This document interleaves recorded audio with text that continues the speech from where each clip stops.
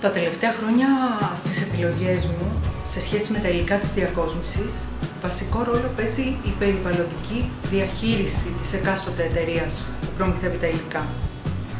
Λαμβάνω δηλαδή υπόψη κατά πόσο είναι οικολογικά, τη διαχείριση των υλικών και την απόσυρσή τους.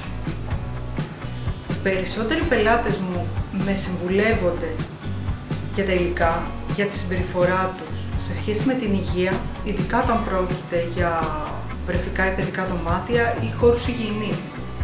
Πλέον έχουν βγει οικολογικές επιλογές για κάθε παραδοσιακό υλικό, όπως για παράδειγμα το δέρμα, στη θέση του οποίου έχει βγει ένα υλικό από κάκτο, παράγεται στο Μεξικό, δεν έχει καθόλου τοξικά συστατικά, ούτε χημικές ουσίες, ενώ στην αφή του είναι ίδιο με το πραγματικό δέρμα ζώου. Η ενότητα της οικολογίας στη διακόσμηση είναι κάτι που θα συζητήσουμε πολλές φορές, γιατί είναι κάτι που με απασχολεί πολύ και το λαμβάνω υπόψη μου σε όλες μου τις επιλογές και στις προτάσεις που κάνω στους πελάτες μου.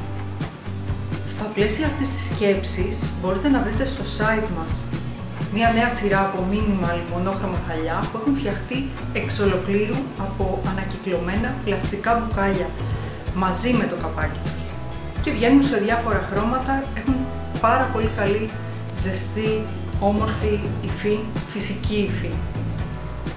Αν ψάξουμε λίγο μπορούμε να έχουμε λύσεις σχεδόν για όλες μας τις επιλογές, οικολογικές λύσεις. Πρόσφατα ανακάλυψα την πρώτη ευρωπαϊκή εταιρεία χρωμάτων, η οποία είναι καθόλου οικολογική. Στέλνεις πίσω τη συσκευασία του χρώματος μαζί με τα υπόλοιπα και αναλαμβάνει η ίδια τη σωστή διαχείριση και την απόσυρσή της και την ανακύκλωσή της. Είμαι η Μαρία Παπαδογρηγοράκου και είμαι αρχιτέκτον εσωτερικών χώρων. Μην ξεχάσεις να κάνεις like και εγγραφή. Τα λέμε την άλλη φορά.